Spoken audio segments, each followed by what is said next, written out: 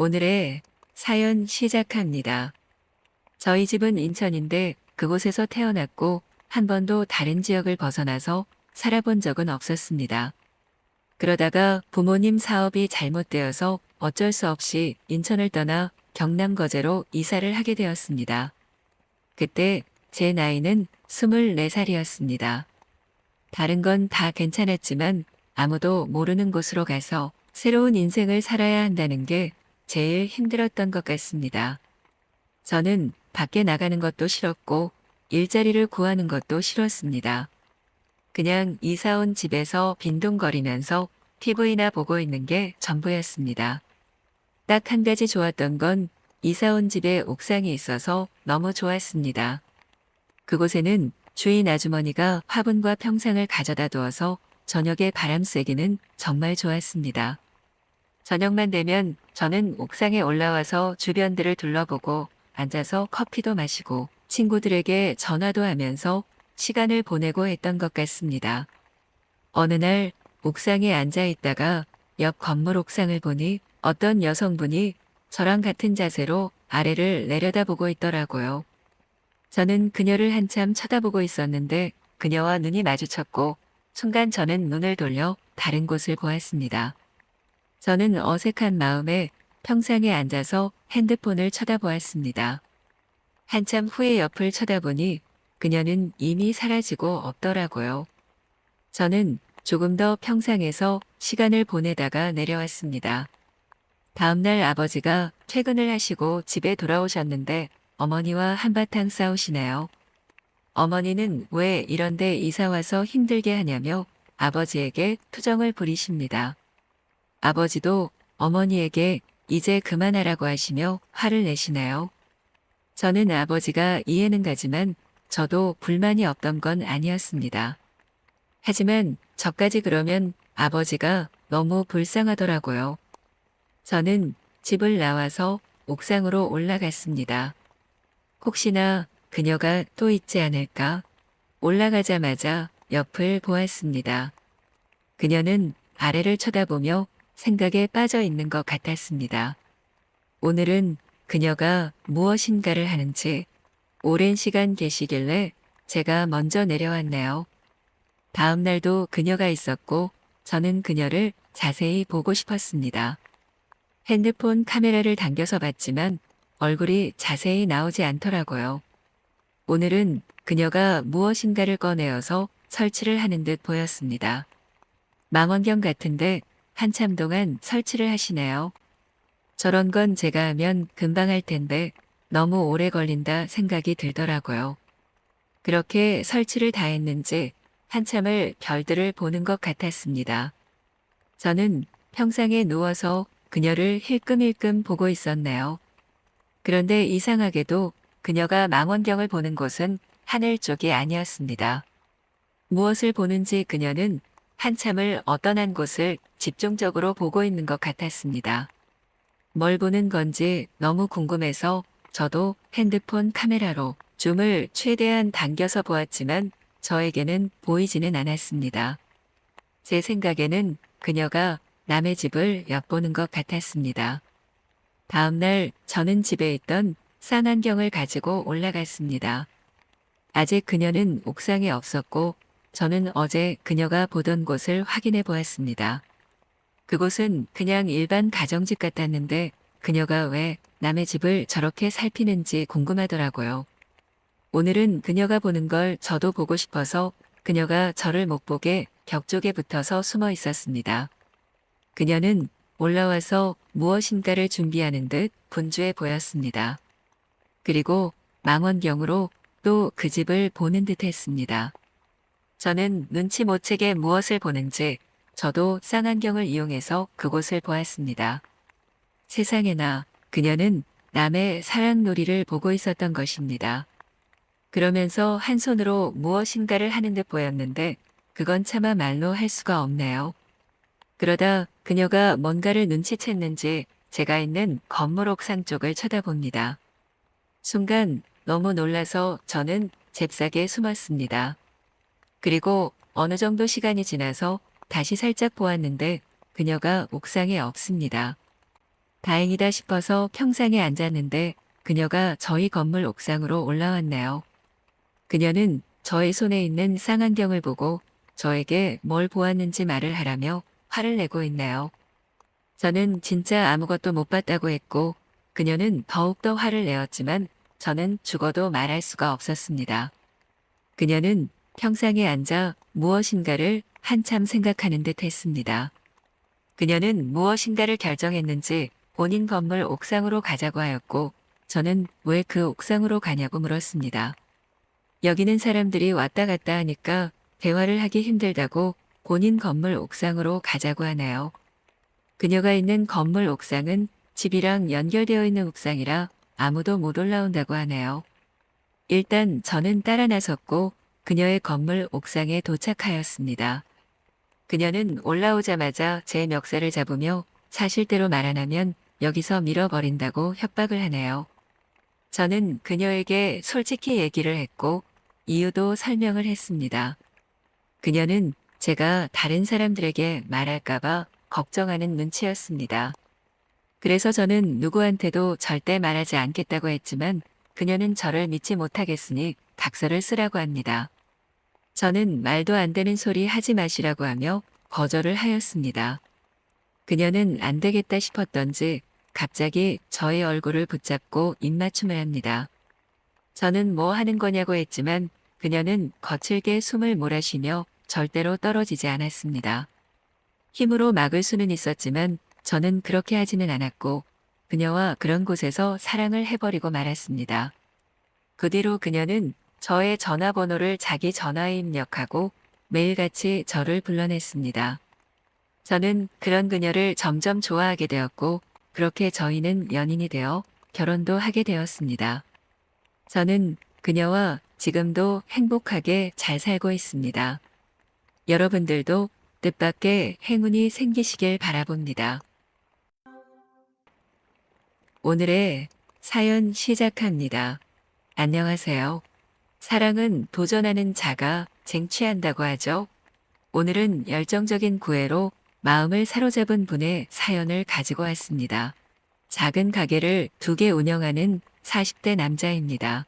바쁘게 살다 보니 벌써 연말이 다가왔네요. 가게에 열정을 쏟고 있기도 하고 워낙 사람 만나는 걸 좋아해서 동호회며 모임이며 상가 번영회까지 빠지지 않고 참석하는 편입니다. 얼마 전 저희 상가에 비어있던 작은 자리에 꽃집이 하나 생기게 되었습니다. 다들 분위기도 좋고 가족처럼 지내는 상가 번영회 식구들이라 작은 선물을 해주자면서 돈을 십시일반 모아서 커피 머신을 구매했습니다. 대표로 선물을 드리러 방문했는데 웬걸 정말 아리따운 여성분이 계시는 겁니다. 머리는 집게로 틀어올려서 가냘픈 목선이 보이고 하늘하늘한 앞치마를 하고 방긋 웃어주시는데 정말 천사인 줄 알았습니다. 예쁜 꽃들 사이에서도 기죽지 않을 정도의 미모의 사장님이셨죠. 선물을 받더니 수줍게 웃으시며 꽃 한 송이를 선물로 주셨습니다. 살면서 누군가에게 꽃을 선물만 해주었지 받는 건 처음이었어요. 남자도 꽃을 받으면 기분이 좋아지는 건 마찬가지인 것 같습니다. 소중하게 들고 집에 고이 모셔두었죠. 상가 식구들끼리 분기별로 한 번씩 친목 도모를 위해 식사 자리를 갖는데 꽃집 사장님이 나오셨습니다. 지나가는데 꽃향기가 싱그럽고 머리를 반만 묶으셨는데 어깨 너머까지 넘실 때는 머리카락까지도 아름다우시더군요. 잘 부탁드린다면서 자기소개를 하시는데 알고 보니 9살 난 아들이 하나 있는 싱글맘이었습니다. 자세한 사정을 알 수는 없지만 저렇게 아리따운 여성을 놓치고 사는 남자는 참 운이 안 좋다고 생각이 들 정도였어요. 점심 드시러 종종 방문하시라고 이야기를 건네면서 편하게 말을 트기 시작했습니다. 자리가 끝나갈 때 여자분 혼자 계시니 혹시 문제가 생기거나 상가에 건의할 사항이 있다면 편하게 연락해 주시라고 제 연락처도 전달드렸어요. 수줍게 웃으시는 모습이 어찌나 설레던지 정말 오랜만에 심장이 터질 것 같은 기분이 들었습니다. 이후에 저희 가게에 점심 드시러도 종종 들르시고 아이와 저녁 먹으러도 오셨습니다. 오실 때마다 잘 챙겨드리고 친밀도를 쌓았죠. 뵐 때마다 아름다우시다 몇 번 칭찬도 건네고 커피나 식사하자고 했는데 좀 애매하게 거절을 계속하셔서 안 되는 건가 포기를 하던 찰나였습니다. 상가 일이라고 괜히 핑계를 대며 말을 붙이는 것도 솔직히 더 할 자신이 없었거든요. 하지만 운명 같은 날이 찾아왔습니다. 평소보다 좀 마감이 빠르게 끝나서 일찍 집에 들어갈까 하고 있는데 아들과 같이 방문해 주셨습니다. 혹시 끝나는 거 아니냐며 나가려고 하시길래 괜찮다고 붙잡고 식사를 하셔도 된다고 했어요. 직원들은 먼저 퇴근시키고 겸사겸사 식사 같이 하자면서 밥을 먹는데 기분이 묘하게 좋더라고요. 저는 와이프가 몸매 망가지는 것도 싫고 서로 아이를 키울 정도의 성격이 되지 못하는 데다가 좀 늦게 결혼한 것도 있고 해서 둘이서만 살고 있거든요. 아이 욕심이 없었는데 이렇게 천사 같은 분과 귀엽고 똘똘한 아이와 밥을 먹고 있으니 제가 바라던 가정의 느낌은 이런 것이었나 싶더라고요.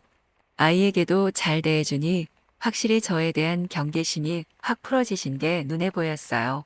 괜찮으시면 나중에 커피 한잔하러 가자고 말씀드리니 수줍게 얼버무리시더군요. 싫으신 건가 싶어서 좀 아쉬웠는데 웬걸 다음 날 문자가 온 겁니다. 설레는 마음에 가게도 맡기고 드라이브 겸 교회로 나가서 커피 한잔하며 이야기를 나누었습니다. 웃는 소리도 예쁘고 그냥 보고만 있어도 웃음이 지어지는 야리야리한 분위기를 갖고 계십니다. 종종 답답할 때는 이렇게 드라이브라도 부탁하라고 했더니 와이프분이 싫어하실 거라고 말을 하더군요. 오늘 어떻게 나왔냐고 물었더니 친정 엄마가 오셔서 아이를 봐주신다고 하더군요.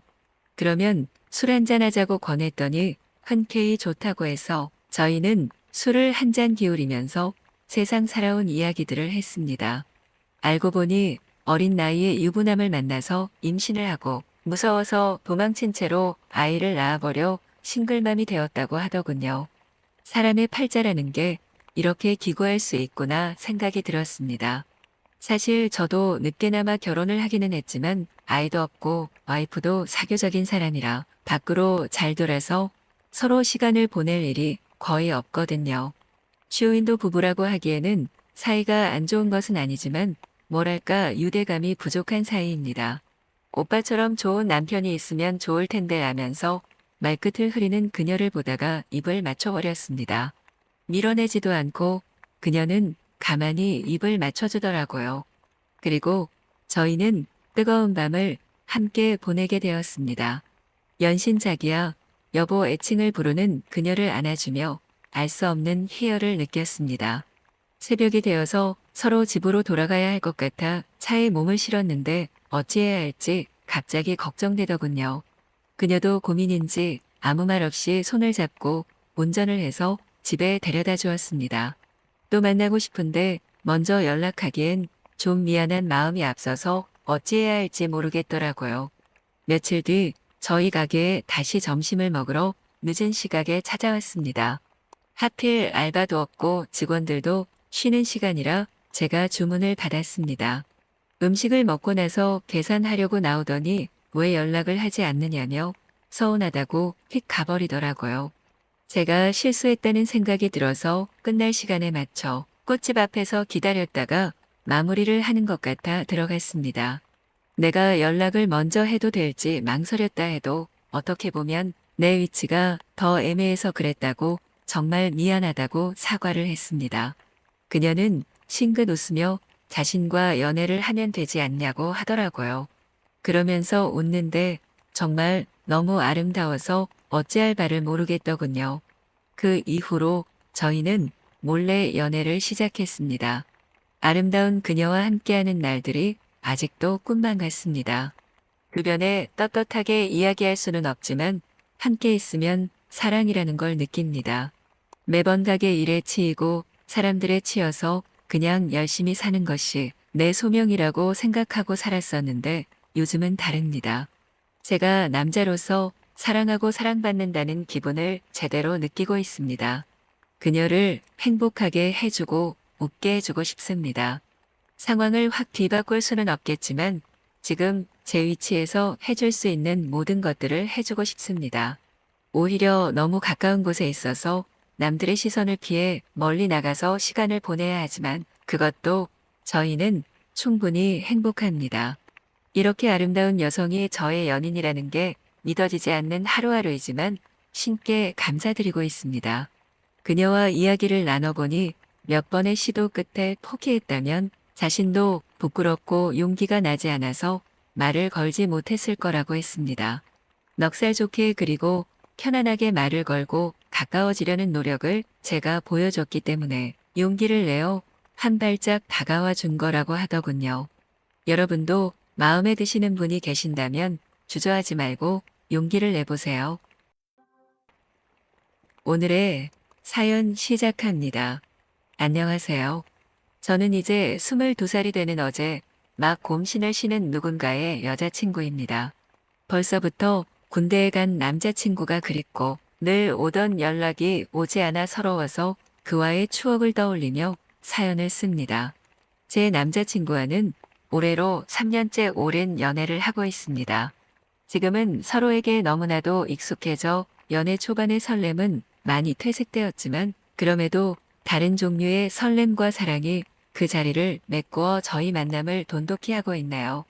남자친구와 처음 본 것은 대학교 1학년의 신입생 환영회였습니다. 원하던 대학에 붙어서 간 신입생 환영회는 그야말로 설렘만이 가득한 공간이었습니다. 바쁘게 돌아다니는 선배들과 그 사이에서 이제가 성인이 된 티를 못 벗은 신입생 속에 저는 그 속에서도 유난히 얼이 빠져 있던 조그만 여학생이었습니다. 160이 채 안 되는 키 덕분에 앞도 잘 보이지 않고 그래서인지 그저 앞만 보고 걷던 중 저희과 팻말을 든 선배를 보았습니다. 긴 머리칼에 모델같이 키가 큰 여자 선배였는데 많은 신입생 남학생들이 그녀 뒤에 줄을 서서 예쁜 얼굴에 멋진 몸매를 가진 그 선배를 동경하는 눈빛으로 바라보고 있었습니다. 저 또한 그 선배의 뒤로 쪼르르 가서 줄을 섰죠. 신입생 환영회는 순식간에 진행되었고 저는 어느새 과 동기들과 함께 자기소개를 하며 술잔을 기울이고 있었습니다. 부모님의 권유로 신입생 환영회 오기 전 술을 몇 번 마시고 제 주량을 알고 있던 저는 적당히 술을 마시며 분위기를 즐기고 있었습니다. 술을 몇 번 마셔보지 못한 동기들은 하나둘 화장실로 향했고 저는 그런 그들을 즐겁게 바라보고 있었죠. 그 중에서도 유난히 몸을 못 가누던 남자애 하나가 있었습니다. 예쁜 여자 선배를 동경하는 표정으로 쳐다보고 있던 아이들 중 하나였던 그 아이는 처음 와보는 술자리에서 그 여자 선배가 따라주던 술을 모두 받아 마시고는 휘청거리고 있었습니다. 첫눈에 반했나라는 생각을 하며 혹시라도 토를 할까 주시하고 있던 찰나 그 아이와 눈이 마주쳤습니다. 그 아이는 저와 눈이 마주치자마자 눈을 획 피했고 고지어 못 참겠다는 듯이 화장실로 달려나갔습니다. 눈이 마주친 지 얼마 안 된 사람이 갑자기 토하러 뛰어나가니 기분이 상했던 저는 고개를 팩 돌리고 말없이 안주만 집어먹었습니다. 휑한 얼굴로 자리에 돌아온 그는 이내 집에 바래다 주겠다는 여자 선배에게 부축을 당해 술집을 빠져나갔습니다. 그와 다시 마주친 것은 개강 이후 첫 수업의 강의실에서였습니다. 다시 본 그는 훤칠한 얼굴에 시원시원한 성격을 갖고 있었습니다. 그래서인지 강의실에서 만난 동기들과 금방 친해져 수업이 끝날 때쯤에는 동기들 여럿과 함께 점심을 먹으러 가더군요. 사실 별 관심은 없었기 때문에 그런가 보다 하며 강의실을 뜨려고 하던 찰나 그 동기가 저를 불러 세웠습니다. 함께 밥을 먹으러 가자는 권유였습니다. 다음 강의의 시간이 촉박했던 저는 당연히 거절했고 그렇게 두 번째 만남 또한 흐지부지 되었습니다. 다음 만남에서 우리는 조금 오랜 대화를 할 수 있었습니다. 함께 듣는 강의에서 조별과제의 조언으로 만나게 된 것이었습니다. 그는 특유의 사교성으로 저를 포함한 조의 모두를 사로잡았습니다. 일사천리로 역할 분담과 조별 과제의 방향성을 정한 그는 해맑게 웃으며 오늘은 함께 점심을 먹어줄 것이냐며 물었습니다. 그의 언변에 반쯤 홀려있던 저는 다른 친구들과 함께 밥을 먹을 때 한 번쯤은 부르라며 약속을 잡았죠. 그 짧은 약속의 말에도 그는 활짝 웃으며 고개를 끄덕였습니다. 그가 신입생 설명회 때에 여자 선배를 좋아할 것이라고 생각했던 저였기 때문에 대수롭지 않은 친구 사이에 약속으로 받아들였던 것 같습니다. 정작 그가 밥을 함께 하자고 불렀던 것은 2주가 지난 뒤였습니다. 마침 그의 동기들 모두 시간이 되지 않아 둘이서만 찾은 식당은 꽤나 비좁았지만 분위기 있는 대학로의 일식집이었습니다. 조금은 어색했던 분위기였지만 앞서 말했다시피 분위기를 띄우고 말을 하는 데에는 일가견이 있던 그였기 때문에 분위기는 점점 풀려 식사가 끝나갈 때즈음에는 그와 무척이나 친밀해졌음을 느낄 수 있었습니다. 그렇게 함께 식사를 한 뒤 우리는 급속도로 친해졌고 어느샌가 함께 밥도 먹고 술도 마시는 단짝이 되어 있었습니다. 함께 많은 시간을 보낸 뒤 알게 된 사실은 그가 제 첫인상보다 훨씬 좋은 사람이고 배려가 몸에 배어있는 사람이라는 것이었습니다. 그는 훤칠한 외모로 사람들의 호감을 쉽게 사고 그들과 어울리는 것을 즐겼으며 재미있는 말들로 주변에 있는 사람들을 재미있게 할 줄 알았습니다. 그런 그의 모습에 저는 그에게 점점 친구 이상의 감정이 들기 시작했죠. 그럼에도 신입생 환영회에서 그 여자 선배를 보던 그의 눈빛과 부축당에 걸어가던 그의 모습이 잊히지 않아 얼른 마음을 접으려 부단히도 노력을 많이 했습니다. 그 친구와의 만남에 변화가 생긴 것은 여느 날처럼 함께 술잔을 기울이고 있었을 때였습니다. 새로운 연애라는 화제가 나오자 그는 제게 좋아하는 남하고는 없는지 이상형은 어떻게 되는지를 물었습니다. 소개를 원한다면 언제든지 해주겠다고도 덧붙였죠. 그를 좋아하고 있었던 저였기 때문에 그런 그가 야속했지만 아무 사이도 아니었던 저희였기 때문에 그저 꽁한 표정으로 있을 뿐이었습니다. 그러다 술 기운이 서서히 오르기 시작한 저는 복잡한 마음에 제 자신의 주량을 잊고 끝도 없이 술잔을 들이켜기에 이르렀습니다. 술 기운이 올라 딸꾹질까지 시작한 마당에 무슨 체면을 차리냐는 마음에 저는 제 이상형이라며 그에 대한 묘사를 하기 시작했습니다. 사교성 넘치고 상냥하고 말도 잘하는 친구가 자기를 좋아하는지도 모르는 멍청한 남자라고요. 닥치는 대로 내뱉고 나니 그렇게 창피한 말도 없었습니다. 걱정스러운 마음에 고개를 들어본 그는 의외로 당황도 정색도 하고 있지 않았습니다. 그저 얼굴을 붉히며 손으로 입을 가리고 웃을 뿐이었죠. 그는 그럴 줄 알았다는 표정으로 입을 열었습니다. 그는 제가 자신을 좋아하게 만드느라 애썼다며 신입생 환영회 때부터 저를 좋아했다며 이제 좀 넘어온 것 같은데 제게서 좋아하는 티가 안 나서 불안했다고 참아왔었을 말들을 쏟아내었습니다. 그때까지만 해도 그가 그 여자 선배를 좋아한다고 생각했던 저는 당황한 채로 그 여자 선배는 어떻게 된 거냐 물으며 전후 사정을 설명했습니다. 제 말을 들은 그는 당황하며 절대 아니라고 어쩔 줄 몰라 했습니다. 그의 뒤늦은 해명을 들어보니 그 여자 선배는 그의 친누나로 같은 학과에 입학하여 학생회에서 일하고 있었다고 했습니다. 어릴 때부터 누나가 롤 모델이었던 그였기 때문에 누나의 대학을 목표로 했고 친누나를 신입생 환영회에서 본 게 감개무량하여 그녀를 동경하는 눈빛으로 보고 있었던 것이었습니다. 술자리에서 그녀가 부축해 나갔던 것 또한 함께 집에 갔던 것이었죠.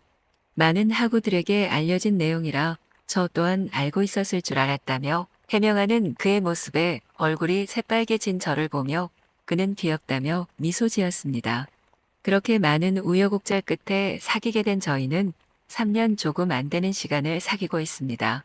군대 가기 전에 남자친구와 특별한 선물을 주고자 함께 밤을 지새며 사랑을 나누었습니다.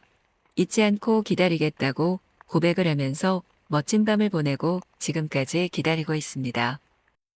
오늘의 사연 시작합니다. 안녕하세요. 중고차 딜러로 일하고 있는 40대 남자입니다. 저는 아직 결혼을 하지 않아서 친구들이 아이도 낳고 행복하게 가정을 꾸린 걸 보다 보면 살짝 부러운 느낌이 들기도 하지만 나름대로 솔로 라이프를 잘 즐기며 살고 있었어요. 낚시를 하기도 하고 등산을 가기도 하고 하여간 이런저런 취미 생활을 즐기기도 하니 그래도 꽤나 시간 가는 줄 모르고 살게 되더라고요. 부모님은 어떻게든 결혼을 시키려고 난리신데 뭐 제가 이미 나이도 있고 워낙 오랫동안 혼자 지내와서 만남에 적극적이지 않으니 속이 타셨나 봐요. 자꾸 누구를 만나보라는 둥 재촉하고는 하시는데 아무래도 제 성격이 남자들 중에서도 꽤나 드센 편이라 여자한테 자상하게 대하지를 못하니 결국 사이가 쫑나는 경우가 많더라고요. 성질을 좀 죽여야 하는데 40대가 됐어도 한 성질하는 편이라 참 여자들이 싫어할 만하다고 스스로도 느끼고 있었죠. 그런데 집신도 짝이 있다는 말이 딱인 건지 저에게 최근 예상치 못한 인연이 다가왔는데요. 요즘 많이 변한 제 모습에 주위 친구들도 그렇고 부모님도 그렇고 사랑이 그렇게 대단하냐며 놀라고 있는 터라 참 묘한 기분이 들기도 해서 이렇게 제 사연을 남겨봅니다. 저는 중고차 딜러로 꽤나 오랜 기간 일을 해왔는데요. 그래서 그런지 아는 인맥으로 차를 구매해 가시는 분들도 많고 저를 믿고 몇 번이고 중고차를 사시는 단골분들도 있어요. 그리고 손님을 딱 보면 견적이 나온달까 이 사람이 뭘 중요하게 여길지 나중에 저를 골치 아프게 할지 안 할지 이런 게 보이더라고요. 이게 바로 중고차 딜러의 짬인 건지 저랑 같이 딜러를 하는 친구들도 저를 볼 때면 참 대단하다고 말을 하기도 하죠. 아무튼 여느 날과 똑같이 차를 점검한 뒤 사무실에 앉아 있는데 연락 한 통이 오더라고요. 레이 차량 구매하고 싶은데 한번 볼 수 있냐고요. 전화기 건너편으로 들리는 목소리는 차분하고 부드러운 여성이었는데 예의 바르게 물어보는 그녀의 말투에 저 또한 공손하게 대답을 했어요. 오늘도 당장 볼 수 있다며 언제든 오라고 했죠. 그리고 그녀는 마침 여기 근처를 지나가고 있다며 잠깐 시간 내서 들른다고 했고 그렇게 그녀가 제 사무실에 찾아왔어요. 문을 열고 들어오는 그녀는 저보다 나이가 어려 보였는데 양손 가득 뭔가 바리바리 싸들고 왔더라고요. 보통 이렇게까지 하는 손님들은 별로 없는데 참 마음씨가 좋은 분이구나 하는 생각이 팍 들었어요. 그래서 저도 얼른 달려가 그녀가 들고 온 빵이랑 음료수를 챙겼고 왜 이런 걸 사오셨냐며 살짝 나무랐죠. 그녀는 천사 같은 미소를 지으면서 어떻게 처음 뵙는데 빈손으로 올 수 있냐며 말을 하시더라고요. 무례한 사람들이 한둘이 아닌 이 세상에서 이렇게 친절한 사람을 만나니까 저 또한 기분이 너무 좋아지고 그녀에게 최선을 다해 차량을 보여줘야겠다 생각이 들었어요. 그래서 얼른 그녀에게 차량 설명과 더불어서 직접 차를 보여주기도 하고 상사 내에서 직접 운전도 해보시게 도와드렸죠. 그녀는 차가 너무 마음에 들고 가격도 좋다며 구매하고 싶다 말했고 저는 오늘도 한 건 했다는 뿌듯함과 동시에 너무나 천사같이 착한 그녀에게 뭐라도 하나 더 해주고 싶은 마음이 들더라고요. 그래서 블랙박스도 새 걸로 달아주고 혹시 불편한 사항이 있으면 언제든지 연락 달라고 말했어요. 그녀는 사무실을 나가면서도 꾸벅 인사를 몇 번이고 하더니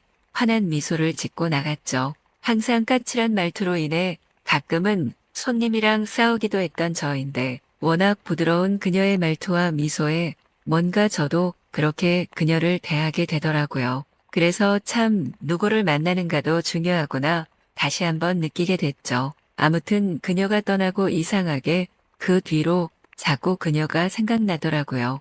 양손 가득 빵이랑 음료수를 싸들고 오던 그 모습부터 조곤조곤하면서 부드러운 말투와 청순한 외모까지 단 하나도 제 마음에 들지 않는 구석이 없었어요. 보통은 차를 팔고 나서 손님에게 전화가 제발 안 오기를 바라는데 이상하게 그녀의 전화를 기다리게 되더라고요. 별거 아닌 차 핑계를 대서라도 그녀를 다시 한번 보고 싶다는 생각까지 하게 됐죠. 그렇게 묘한 나날을 보내고 있는 와중 그녀에게 문득 전화가 왔어요. 너무 깜짝 놀라기도 했고 심장이 두근거려서 심호흡을 하고 통화를 했는데 그녀는 새로 장착해준 블랙박스가 뭔가 이상하다며 혹시 한번 봐주실 수 있냐 그러더라고요. 저는 자리에서 벌떡 일어나며 당연하다고 말했고 잠깐 사무실을 비운 뒤 그녀에게 제가 잘 아는 수리점으로 오시라 전달했어요. 근 일주일 만에 다시 보게 된 그녀는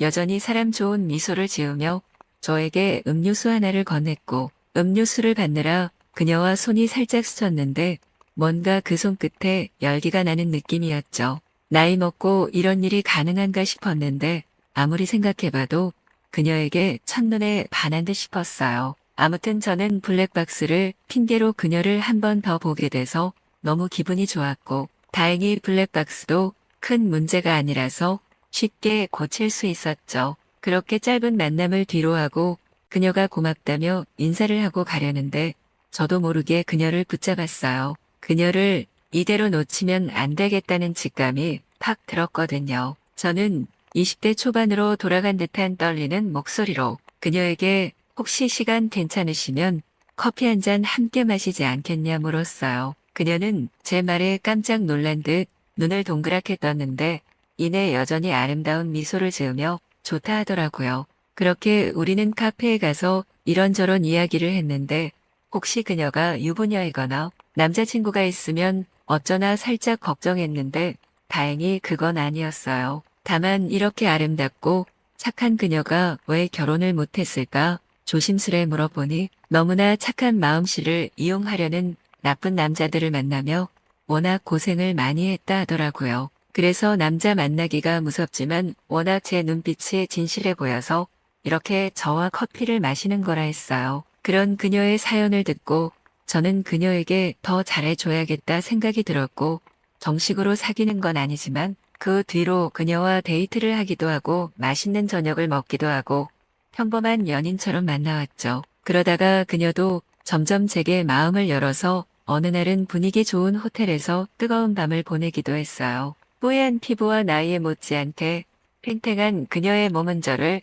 참 미치게 만들더라고요. 그녀와 사랑을 나눌 때면 마치 여우에 홀린 것 마냥 그녀만 보이고 그녀의 숨결만 탐하게 되는 느낌이었죠. 아무튼 그녀를 만나면서 까칠하고 성질 참 더럽던 저는 어느새 그녀의 착한 심성에 동화됐는지 꽤나 얌전해졌어요. 저조차도 변한 제 모습이 신기한데 주위에서는 참 놀랍다며 장난을 치기도 해요. 이렇게 변한 제 모습이 너무나 마음에 드는 요즘 앞으로도 천사 같은 그녀 옆에서 영원히 행복하고 싶어요. 아무튼 제 사연 재밌게 보셨다면 좋아요, 구독 부탁드리고 여러분도 자신에게 딱 맞는 짝꿍 찾으시길 바랄게요. 감사합니다.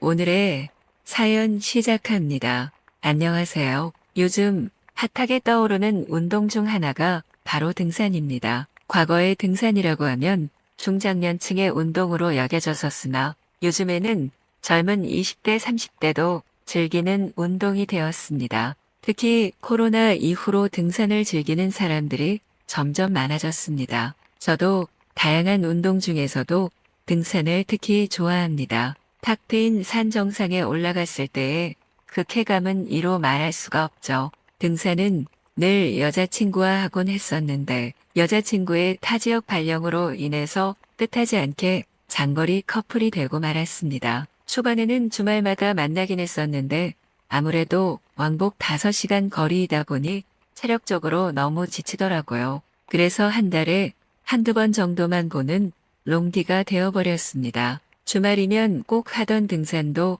여자친구가 없으니 안 하게 되더라고요. 밥도 혼자 먹지 않는 저이기 때문에 등산도 혼자는 못 하겠더라고요. 그래서 요즘 등산 동호회가 활성화되어 있다고 해서 등산 동호회에 가입했습니다. 운동 모임 중에서도 등산 동호회가 가장 인기가 많고 사람이 많더라고요. 그렇게 첫 등산 동호회를 나가게 됐습니다.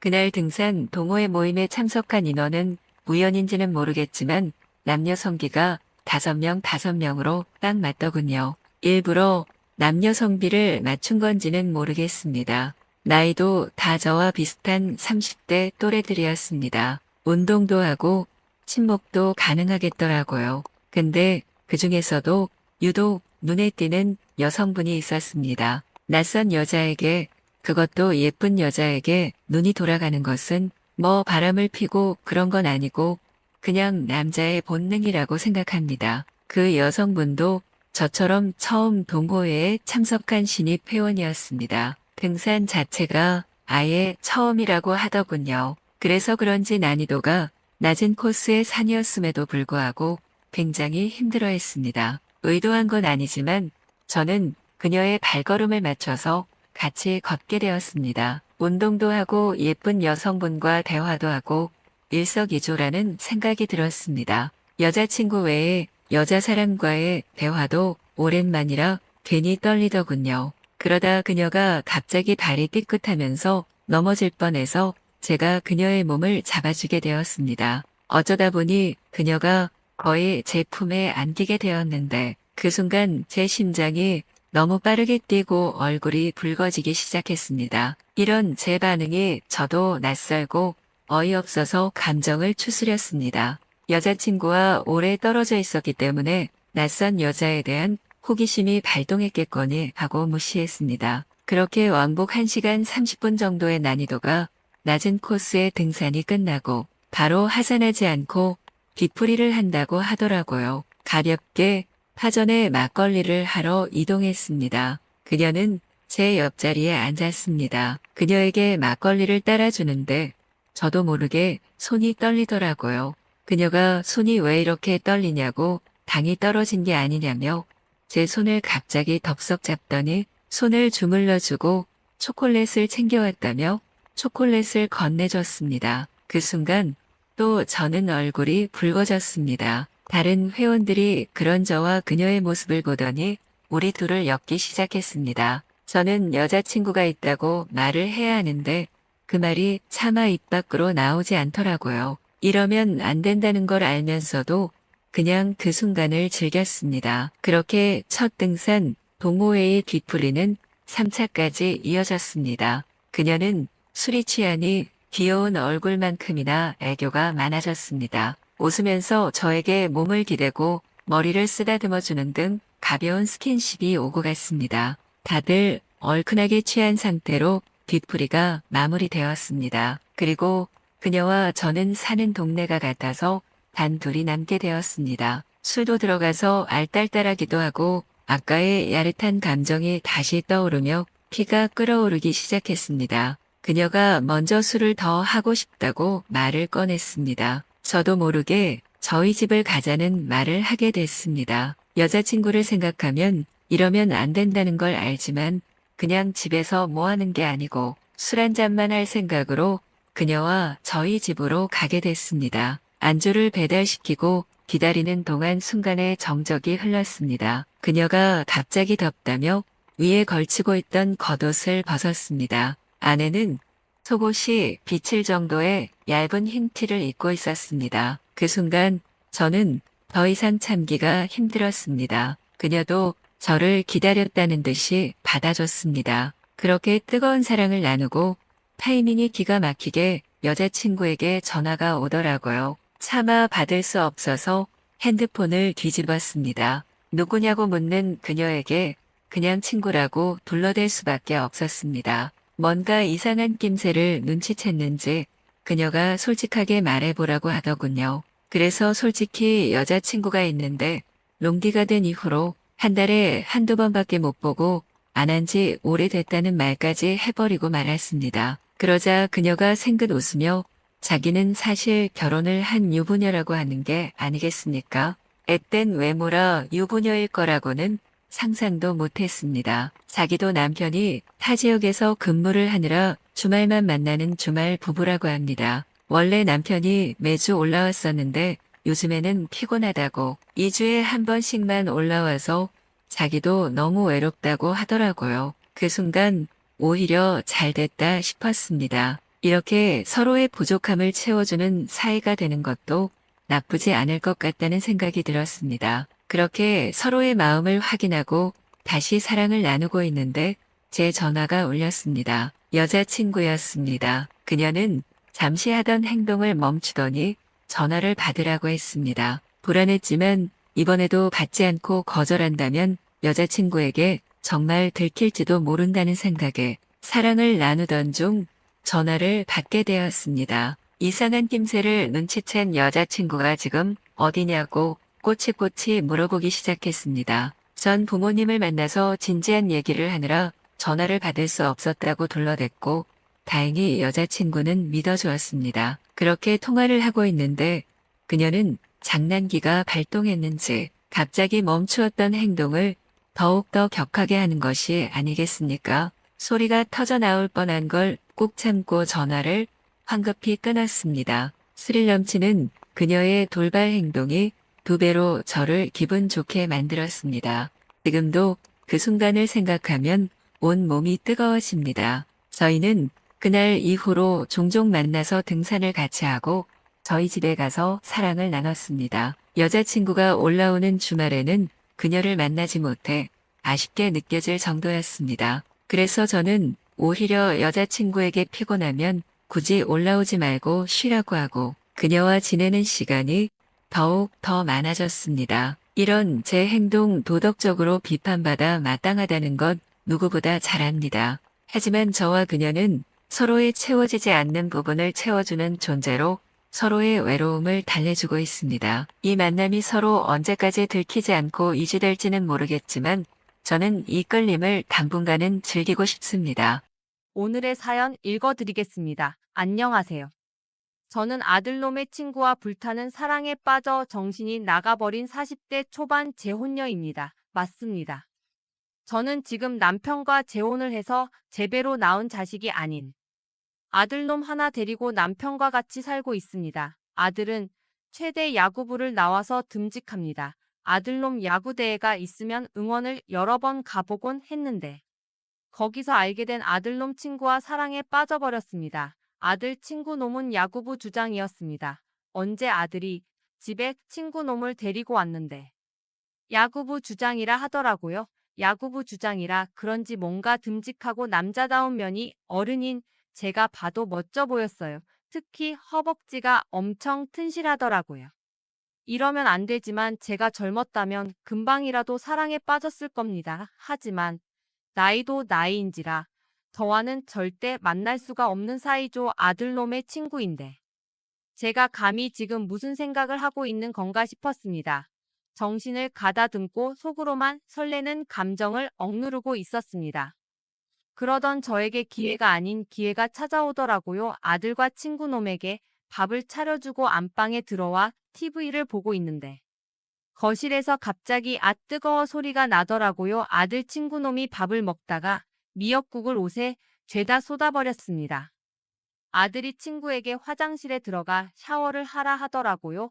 저희 집은 공동주택인데 지방 구조가 특이해서 안방에 화장실이 있습니다. 저는 여기서 해서는 안 될 생각들을 제가 하기 시작합니다. 정신이 나간 제가 아들 친구놈을 꼬셔보기로 결정을 합니다. 저는 글래머입니다. 아줌마지만 나름 섹시한 끼가 있어 웬만한 남자들의 꼬셔보려고 마음먹으면 나름 잘 꼬셨습니다. 저는 제 매력을 살려야 했습니다. 일부러 섹시한 시스루 입고 외출을 하면 길에 다니는 남성분들. 시선이 다 상체 쪽으로 쏠리는 걸 잘 알고 있습니다. 쉽게 말해 제가 마음만 먹으면 안 넘어온 남자들이 없었기에 아들 친구 놈을 유혹해 보려 시도했습니다. 정신 나간 아줌마라 하실지 모르겠지만 그날따라 이상한 열정이 불타올랐던 것 같습니다. 아들 친구 놈이 화장실로 씻으러 오는데 저는 일부러 입고 있던 잠옷 위로 단추 3개나 풀고 가슴골이 드러나게 옷을 입고 있었습니다. 아니나 다를까. 아들 친구 놈이 안방으로 들어와서는 제 볼륨을 힐끗 쳐다보더라고요. 그러더니 부끄러웠는지 얼른 화장실로 들어가는데 그 모습이 어찌나 귀엽던지 아들 친구 놈을 앞으로 더 알아가야겠다 생각을 했습니다. 그날 이후로 저는 아들놈 시합 경기가 있을 때마다 응원을 나갔습니다. 아들놈이 요즘 왜 이렇게 응원을 자주 오냐 하는데 아들이 좋아서 응원 온 엄마를 뭘 어떻게 하겠습니까? 경기 응원을 갈 때마다 맛있는 간식들을 정성스럽게 싸갔습니다. 특히나 주장놈은 제가 만들어 온 간식 샌드위치를 너무 좋아해서 항상 3개 이상씩 먹더라고요. 애들이 너무 맛있게 먹어줘서 고마웠습니다. 여러 번 경기장에 응원을 가니 제가 친근해졌는지 아들 친구놈들이 전부 다 저에게 어머니라 부르기 시작하더라고요. 여러 아들들을 둔 기분이 들며 저를 좋아해주니 아이들에게 굉장히 고맙더라고요. 여느 때와 다르게 마지막 시즌 결승전 경기가 있던 날이었습니다. 아들 친구 주장 녀석이 제게 한마디 하더라고요. 어머니 저 이번 경기 마치면 다음 주에 군대 들어가요? 아니 무슨 말이니 갑자기 군대를 왜 내 어머니 그렇게 됐습니다. 앞으로 어머니 샌드위치 먹고 싶으면 어떡해요? 아이고 형석아 얘 엄마가 자주 면회 갈게. 아니 엄마가 형석이 면회를 왜 가 엄마 아들이야. 그럼 형석이도 엄마 아들이지 둘째 아들이다. 이놈아 어머니 정말요. 그럼 둘째 아들 하겠습니다. 그렇습니다. 형석이는 고등학생 때 어머니가 시한부 선고를 받고 이 세상을 떠났습니다. 어머니가 안 계시니 어머니가 많이 그리울 테지요. 듬직한 형석에게 많이는 못해줘도 어머니 역할을 좀 제가 해주고 싶었습니다. 그렇게 형석이는 이번 시즌을 우승을 하고 군대에 입대를 했습니다. 아들 녀석에게 형석이 군 배치 주소를 받아 형성이가 좋아하는 샌드위치와 군인들이 좋아한다는 치킨 피자를 사들고 형석이를 만나러 갔습니다. 형석이도 남자이기에 가슴골이 드러나는 원피스를 입고 갔습니다. 형석이는 저를 보자마자 어머니라 하며 저를 꽉 껴안고 저도 그런 형석이를 제 가슴에 품었습니다. 그렇게 저희는 면회장 안으로 들어갔습니다. 그런데 면회장 안에 노래방이 있더라고요. 형석이와 저는 둘이 노래방 안으로 들어가 맛있는 음식들을 먹고 서로 함께 노래를 불렀습니다. 노래를 부르다 보니 어느덧 서로 부둥켜 안고 있더라고요. 형석이도 제 아들 녀석이 친아들이 아니라는 걸 알아서 그런지 스킨십에 대한 거부감이 전혀 없었습니다. 남자들은 군입대를 하면 아줌마들도 다 여자로 보인다는 말이 맞았나 봐요. 어두컴컴한 노래방 안에서 노래를 틀어놓고 저희는 서로 눈을 마주치다가 결국 입맞춤을 하며 사고를 쳐버렸습니다. 형석이도 역시 남자는 남자였습니다. 한동안 안에서 그런지 저를 거칠게 리드하였고 노래방 의자에 누워서 열정적인 사랑을 나눴고 서로 안아주면서 행복했습니다. 아들 뻘과 같은 군인과 사랑을 하니 이보다 더 좋을 수가 없었습니다. 그렇게 저는 형석이 사랑에 흠뻑 빠져 거의 매주 면회를 다니고 있답니다. 물론 매주 사랑을 나누고 있지요. 제가 없었던 남자복이 이렇게 40대가 되고 나서야 터지는가 봅니다. 오늘의 사연을 시작합니다. 안녕하세요. 두 아이 엄마이자 육아휴직 중인 30대 초반 여자입니다. 대학교 3학년 때 미팅에서 만난 남자와 첫눈에 반해 4년간 연애를 하다가 아기가 생기면서 결혼을 하게 되었습니다. 저는 임신을 해서 걱정을 하고 있는데 저와 결혼하게 되었다며 엄청 좋아했습니다. 임신을 알게 되자마자 양가 부모님께 말씀을 드렸고 2달 만에 준비해서 결혼을 하였습니다. 저는 대구에서 남편은 서울에서 회사를 다녔기에 결혼 시작부터 주말 부부로 지냈습니다. 그래서 신혼집은 제가 있는 대구에 구했고 남편은 시댁에서 살았습니다. 금요일에 퇴근하자마자 운전을 해서 바로 대구로 내려오거나 회식이 있는 경우에는 회식이 끝나자마자 귀찮아 버스를 타고 내려왔습니다. 출산하고 나서는 주중에도 퇴근하고 내려와서 아기 얼굴 보고 저와 놀다가 잠을 자고 새벽에 일찍 일어나 대구에서 서울로 출근하는 경우도 종종 있었습니다. 저의 육아휴직이 끝나가면서부터는 저희 부모님도 대구에 계셨기 때문에 부모님께서 봐주셨습니다. 아침에 제가 출근하면서 부모님 집에 아이를 내려주면 10시에 어린이집에 보내주시고 오후 4시쯤 돼서 데려와 주셨습니다. 점점 아기도 커가고 계속 주말 부부를 할 수 없기에 저는 서울로 남편은 대구로 보내달라고 각자 회사에 말했지만 생각처럼 쉽게 되지는 않았습니다.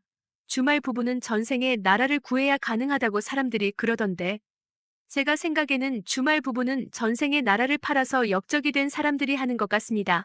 연애 때도 소소하게 말다툼은 있었지만 금세 서로 풀고 잘 지내고 그랬습니다. 결혼 초까지만 해도 그랬는데 어느 정도 시간이 지나면서 주말 부부임에도 다투는 경우가 많아졌고 얼굴을 보면서 대화하는 시간이 적어서 그런지 쉽게 대화로 풀 수 있는 것도 오랫동안 다투게 되고 남편은 몇 주씩 대구로 내려오지도 않는 경우도 종종 생기게 되었습니다. 그러던 중 둘째를 임신하게 되었습니다. 아직은 서로에게 차가웠지만 다시 예전처럼 잘 지내보기로 약속을 하고 지난날의 묵은 감정을 잊고 서로 노력하기로 했습니다.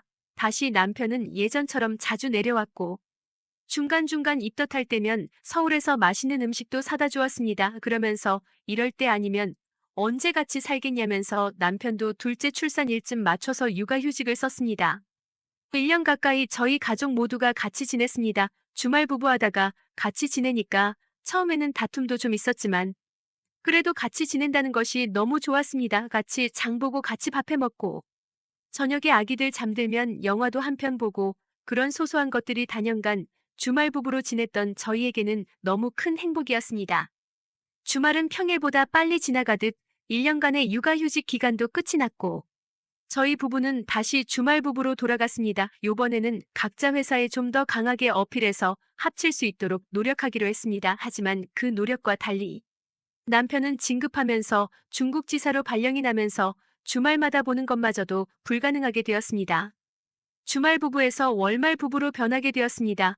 퇴사를 하고 남편을 따라갈까도 생각해 보았지만 이제 15개월 된 둘째와 첫째를 데리고 들어가는 것은 그곳 여건상 힘든 부분이 한두 개 아니었습니다. 그렇다고 저 혼자서 남편 보러 들어가는 것도 현실적으로 힘든 일이었습니다. 모유 수유도 있고 평일에 두 아이를 맡아주시는 부모님께 주말까지 맡기면서 간다는 것도 엄청 부담이었습니다. 부모님도 첫째 봐주실 때와 달리 체력적으로 힘들어 하셨습니다.